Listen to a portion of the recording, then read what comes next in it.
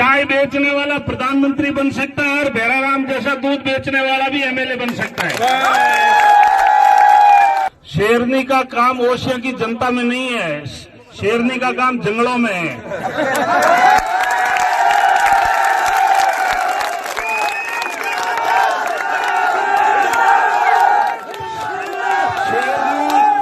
शेरनी ने कोई शिकार कर लिया है, शेरनी भूखी है कि शेरनी प्यासी है, इस शेरनी को जंगल में छोड़ दो। से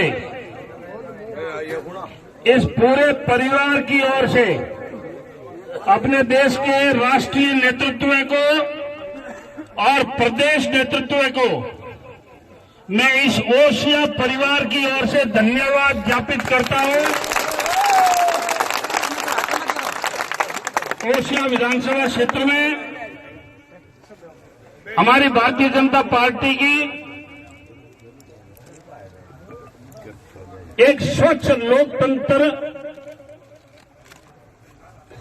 की परिपाटी है। इस भारतीय जनता पार्टी के अंदर कोई भी आदमी टिकट मांग सकता है। चाय बेचने वाला प्रधानमंत्री बन सकता है और भैराराम जैसा दूध बेचने वाला भी एमएलए बन सकता है।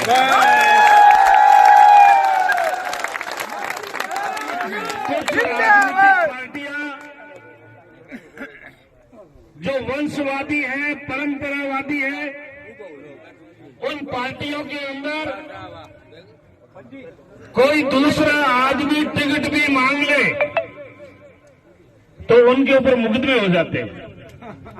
बिल्कुल सही। ये भारतीय जनता पार्टी है। आपकी जैसे टिकट की घोषणा हुई, मैं पूरे क्षेत्र में था। फिर इसके बाद में आदरणीय शंभू सिंह जी के पास में भी जो मेरी शिष्टाचार मुलाकात हुई, फिर आदरणीय महेंद्र सिंह जी के साथ में भी हुई, फिर आदरणीय डोकिया जी के साथ में भी हुई, और भी बहुत सारे अपने भारतीय जनता पार्टी के जो वरिष्ठ जन हैं उनके साथ में बातचीत हुई।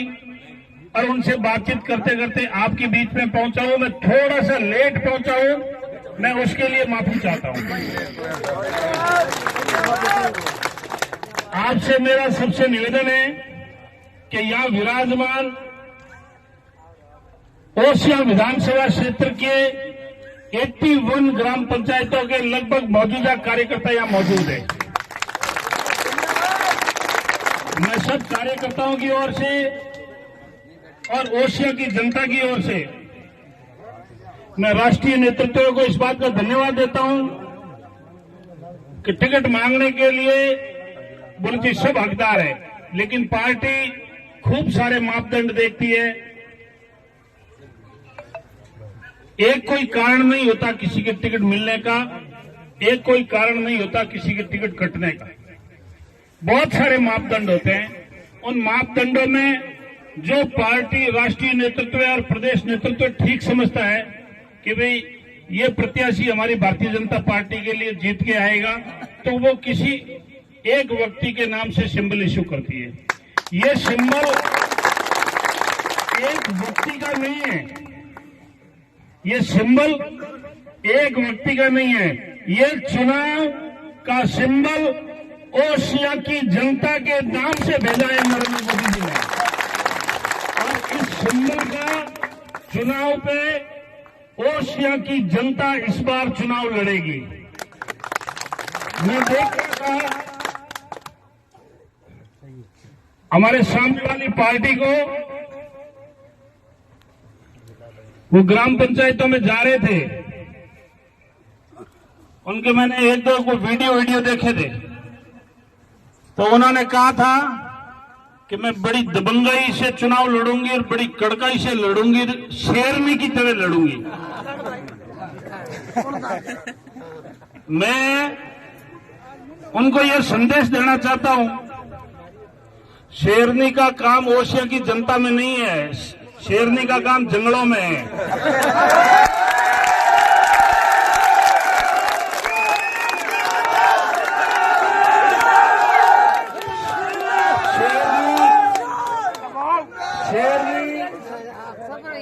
शेरनी ने कोई शिकार कर लिया है, शेरनी भूखी है कि शेरनी प्यासी है कि शेरनी का पेट भरा हुआ है, हमें नहीं मालूम है भाई।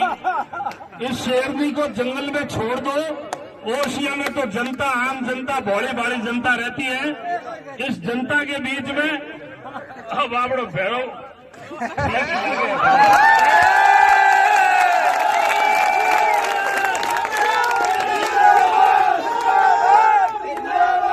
ओशिया में एक ही आपको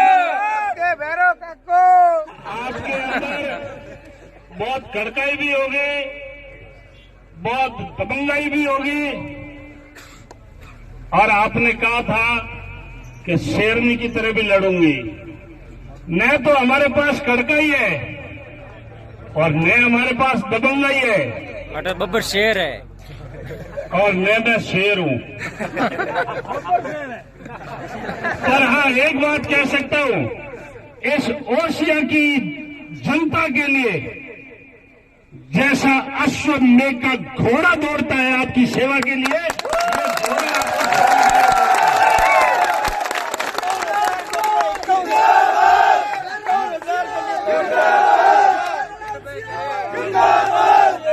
इस घोड़े के ऊपर ओशिया की 2,64,139 मतदाता मेरे पे सवार कर सकते हैं। मेरे लिए 2,64,139 जो वोटेश्वर महादेव है, उनका ये नंदी है। जब चाहे शंकर भगवान इस नंदी के ऊपर चढ़ सकते हैं। इसलिए सभी वोटेश्वर महादेव से मेरा नम्र निवेदन है कि ओशिया के अंदर पिछले 5 सालों से पिछले 5 सालों से ये शेरनी घूम रही है। इस शेरनी का पता करो कि भूखी है कि प्यासी है, कि खाना खाया हुआ है या नहीं है। भूखी प्यासी है, शिकार करना चाहती है तो जंगल में भेजो। जहां मोदी जी